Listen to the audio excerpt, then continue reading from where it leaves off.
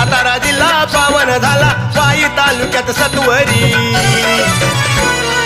उंचगड मांढरी त्या काळूबाई बसली डोंगरी उंचगड मांढरी त्या काळूबाई बसली डोंगरी